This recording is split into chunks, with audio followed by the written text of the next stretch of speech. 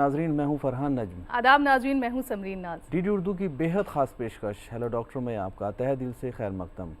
Programme hello doctor में हम आपको बताते हैं आपकी सेहतमंद ज़िंदगी का राज, ताकि आप बदल सकें अपने जीने का अंदाज। डॉक्टर नफीस, आपके पास आऊँगा मैं। ओरल कैंसर की बात यहाँ पर हो रही है। मैं जानना चाहता हूँ कि एक प्रोस्टोडोंटिस्ट किस तरह से ओरल कैंसर में अपना योगदान देता है, अपना कंट्रीब्यूशन देता है, किस तरह से इलाज करता है। क्या वो पहले आपके पास आना ज़रूरी है पेशेंट का, या आपके पास तब आए जब वो सर्जरी हो जाए? किस तरह से बताना चाहेंगे? इसके ट्रीटमेंट के हवाले से बात कर रहा हूँ आपसे मैं। जी जी बिल्कुल, बहुत इम्पोर्टेंट है ये line. Actually cancer patient surgery से पहले हमारी क्लिनिक में आई एम मैक्सिलोफेशियल प्रोस्टोडोंटिस्ट जी। तो जो इंसीजन लाइन है और कौन से दांत सेव करने हैं जिससे बाद में उसका रिहेबिलिटेशन आसान हो जाए, ओके, और उसको जो पोस्ट सर्जरी कॉम्प्लिकेशंस हैं वो कम हो जाएं, और उसका जो सोशल और साइकोलॉजिकल लाइफ है जी, मतलब उसकी जो पर्सनालिटी है वो ठीक रहे, उसको ऐसा कोई साइकोलॉजिकल ट्रॉमा ना लगे जी, यानी जो हमारे लॉस स्ट्रक्चर है पेशेंट के, गाल है, आपकी नोज़ है, आंखें हैं, कई बार पूरी आंख और नोज़ एक साथ निकल जाती है जी, तो उनके लिए सर्जन और प्रोस्टोडोंटिस्ट का कम्युनिकेशन बहुत ज़रूरी है, जिससे हम डिस्कस करते हैं कि हमें कौन से दांत बचाने हैं, तो कहाँ से हमें प्रोस्थेसिस बनानी है, ओके, उन प्रोस्थेसिस का क्या दूरगामी इफेक्ट होगा हमारी इसकी सर्जरी, इसकी प्रोस्थेसिस की कामयाबी के लिए जी, तो वो बहुत ज़रूरी है। ओके। तो आपका कहना है कि यहाँ पर आपका और सर्जन का डिस्कशन ज़रूरी है, मतलब प्री सर्जरी। अच्छा, इसमें एक चीज़ और जानना चाहूँगा मैं आपसे। जैसे आपने साइकोलॉजिकल प्रॉब्लम की बात की, यहाँ पर आपने सोशल चीज़ें जो हैं उसका भी यहाँ पर देखा गया है कि सोशल चीज़ें भी सामने आती हैं कि अगर एक पेशेंट है कैंसर का या ओरल कैंसर का, तो वो कुछ अजीब तरह की उसमें सोच आ जाती है, वो साइकोलॉजिकल बीमार होना भी शुरू हो जाता है। उसके बारे में यहाँ क्या कहना चाहेंगे आप डॉक्टर? जी जी जी फरहान साहब, एक्चुअली इस एस्पेक्ट को हम लोग देखते नहीं, जैसे कहते हैं नहीं कि आधा मरीज डॉक्टर की मुस्कुराहट से ही ठीक हो जाता है। जी, कहा जाता है ऐसा। जी, तो हमें उस रास्ते पे बहुत ज़रूरी है, और लिटरेचर भी हमें इस बात का सपोर्ट करता है कि हमें उस पेशेंट की प्रॉपर काउंसलिंग करनी चाहिए, बिकॉज जो कैंसर पेशेंट होते हैं, खासतौर से ओरल मैक्सिलोफेशियल कैंसर पेशेंट, ये 3 क्राइसिस से गुजर रहे होते हैं। एक तो कैंसर अपने आप में एक जानलेवा बीमारी है, जैसे उसको डायग्नोसिस का पता चलता है तो उसको समझ में आता है कि भाई ये एक जानलेवा बीमारी मुझको हो गई है, तो एक वो, दूसरा उसको लगता है कि अब मुझे बहुत पेनफुल सर्जरी से गुजरना पड़ेगा जी, और सर्जरी ही नहीं, रेडियोथेरेपी, जो आप जानते हैं कि रेडियोथेरेपी खुद अपने आप में पेनफुल है, उससे बहुत सारा टिश्यू डैमेज होता है, ना कि वो कैंसर सेल को डैमेज करती है बल्कि नॉर्मल टिश्यूज़ को भी डैमेज करती है। तो उससे जो उसकी फ्लेक्सिबिलिटी है, उसकी जो चेहरे की खास तौर से जो मसल्स हैं वो कॉन्ट्रैक्ट हो जाती हैं, उसके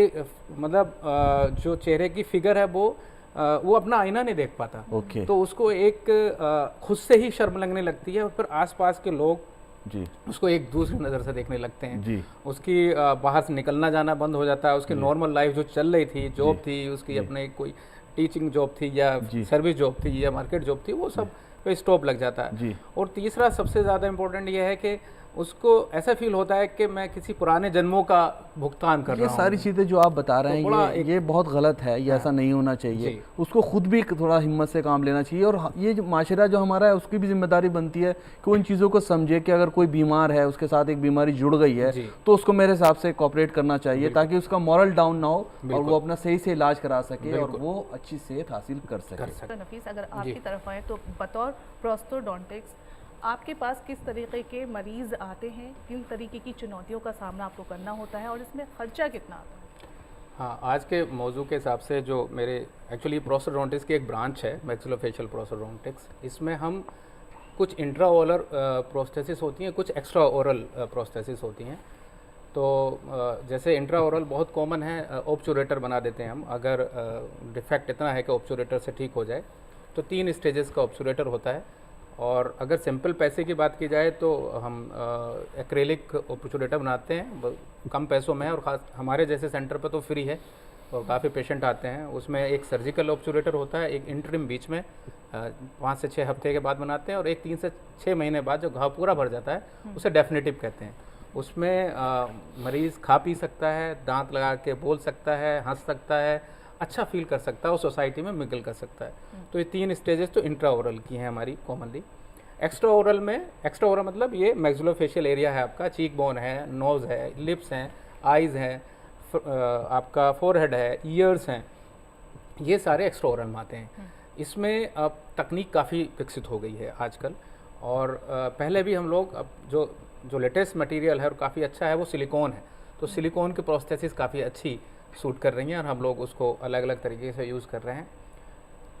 कुछ ऐसे कॉम्प्लिकेटेड केसेस होते हैं जिसमें हम सिंपल नापा लेके नहीं कर सकते, तो उसमें आजकल हमारे डिजिटल इम्प्रेशन टेक्निक्स आ गई हैं, उसमें वो करते हैं। इम्प्लांट, हम डेंटल इम्प्लांट बहुत इंपॉर्टेंट रोल प्ले कर रहे हैं उन प्रोस्थेसिस के लिए जहाँ से हम कोई सपोर्ट नहीं मिलती। मान लो पूरा मैक्सिला निकाल दिया, पूरा ऊपर का जो निकाल दिया, नीचे का जो निकाल दिया, हमारे पास बोन ही बहुत कम है, तो हम जायगोमेटिक, सर जानते हैं जैसे अभी सर ने बताया, जायगोमेटिक बोन का सहारा लेकर जायगोमेटिक इम्प्लांट डालते हैं। उनका सहारा लेके हम दोबारा से नया सेट ऑफ टीथ हम पेशेंट को दे सकते हैं, और बाहर से भी वो एक सिलिकॉन के प्रोस्थेसिस के साथ में एक नया फील गुड फील करते हैं। उनको लगता है कि वाकई हम जो प्री नोशन से लेके आए थे कि हम ये हो जाएगा और हम सोसाइटी में नहीं रह पाएंगे, वो बड़ा खुश होकर जाते हैं पेशेंट, ऐसे देखे गए। डॉक्टर नफीस, आपके पास आना चाहूँगा, आप कुछ कहना भी चाह रहे हैं, पहले आप अपनी बात पूरी कीजिए। बिल्कुल, सर ने बिल्कुल ठीक कहा कि कैंसर की तो कोई इंसिडेंस समझ में नहीं आई है कोविड के बाद, लेकिन म्यूकोर के केसेस बहुत आए हैं। म्यूकोर माइकोसिस से इतना ज़्यादा वही कैंसर लाइक ही स्प्रेड हुआ, और बहुत सर लोगों ने बहुत ट्रीटमेंट किया। अभी हम लोग डिस्कस कर रहे थे कि काफ़ी सर्जरीज की हैं, उसका रिहेबिलिटेशन भी हम लोगों के लिए बहुत चैलेंजिंग है। और वो हुआ कैसे है, आप हम लोग सब वाकिफ़ हैं कि जो हम लोग स्टेरॉइड का भयंकर तरीके से इस्तेमाल किया गया कोविड के दौरान, कि जिसने जो बता दिया, क्योंकि पैनिक था, कोई डायग्नोसिस नहीं बन पा रही थी, तो उससे जो ब्लैक फंगस का नाम भी उसको दिया गया, उससे बहुत केसेस देखे गए। तो वो हमारे लिए, सारे मेडिकल फैटर्निटी के लिए बड़ा चैलेंजिंग था। तो लेकिन थैंक गॉड उस पर काफ़ी कंट्रोल हो गया है, और काफ़ी चीज़ें कंट्रोल में हैं, और सर्जन्स और रिहेबिलिटेटर्स वर्क कर रहे हैं together, we are on positive note now. Okay, यहाँ पर एक चीज़ और बताइए, आप ही के पास मैं आना चाह रहा था। जैसे कोई मरीज़ आपके पास आता है ओरल कैंसर का, और उसका इलाज कंप्लीट हो गया है सर्जन की तरफ से, अब आपके पास वो जो आके जो भी आप करेंगे उसका इलाज, जो चीज़ें ठीक करेंगे, तो उसमें कितना वक्त लगेगा, और उसमें क्या बहुत ज़्यादा खर्चा आता है या नॉर्मल खर्चा आता है, इसके बताइए। देखिए, वक्त और जो खर्चा है वो अभी रखते हैं, लेकिन कंप्लाइंस, पेशेंट की कंप्लाइंस पे बहुत डिपेंड करता है, और एक्सटेंशन ऑफ, मतलब स्प्रेड कितना है कैंसर का, उस पर भी बहुत काफ़ी रिहेबिलिटेशन का फ़र्क पड़ता है। मैं 2 एग्जाम्पल साइट करना चाहूँगा, बहुत रिनाउंड एग्जाम्पल हैं, नोटेबल पर्सनालिटी हैं वर्ल्ड की। एक हैं डॉक्टर सिगमंड फ्रॉइड जी, जो साइकोलॉजी के बहुत बड़े मास्टर विद्वान माने जाते हैं, और दूसरे अमेरिका यूएस के प्रेसिडेंट मिस्टर ग्रोबर क्लीवलैंड जी। इन दोनों के सेम टाइप के कैंसर थे अपने अपने ज़माने में। दोनों को मैक्सिला यानी ऊपर के जॉ का कैंसर था जी। डॉक्टर सिगमंड के करीब 33-34 ऑपरेशन हुए जी उस कैंसर के उस दौरान, और उतनी ही प्रोस्थेसिस उनकी बनी जो रिहेबिलिटेटर्स ने बनाई जी, और उतना ही मल्टीपल उनकी रेडियोथेरेपी के सेशन हुए जी। लेकिन उसके बावजूद वो कभी ना प्रोस्थेसिस ढंग से पहन पाए, ना कभी उससे उबर पाए।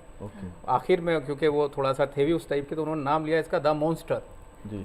और दूसरी तरफ मैं नाम लेना चाहूँगा मिस्टर ग्रोबर, जो यूएस प्रेसिडेंट क्लीवलैंड, उनका इतना सक्सेसफुल प्रोस्थेसिस थी जब से उनसे काफ़ी दिनों पहले की बात है जी। और उनका उस टाइम तो हमारे न्यू मटेरियल्स भी नहीं थे जी। तो बल्कनाइट रबर उस टाइम एक मटेरियल प्रोस्थोडोंटिक्स यूज़ करते थे, वो उसकी प्रोस्थेसिस बनाई गई। वो इतनी सक्सेसफुल थी कि उन्होंने उसको हर जगह नेचुरली यूज़ किया। लेकिन उसमें उन दोनों पेशेंट में ये फ़र्क था कि उनकी कंप्लाइंस फ़र्क थी। उन्होंने उसको एक्सेप्ट किया जी। एक्सटेंशन ऑफ जो डिफेक्ट था वो भी थोड़ा ज़्यादा था डॉक्टर सिगमंड का जी। लेकिन एक्सेप्टेंस एंड कंप्लाइंस बहुत डिपेंड करता है कि सक्सेस रेट क्या होंगे। खर्चे की बात जैसे मैंने बताया कि खर्चा इंट्राओरल जो हम लोग ऑब्चुरेटर बनाते हो तो जामिया मिलिया इस्लामिया में फ्री है। हम लोग ने फ्री, क्योंकि ऑलरेडी जो कैंसर पेशेंट होते हैं बेचारे लूटे पिटे आते हैं, हम लोग बोलते हैं।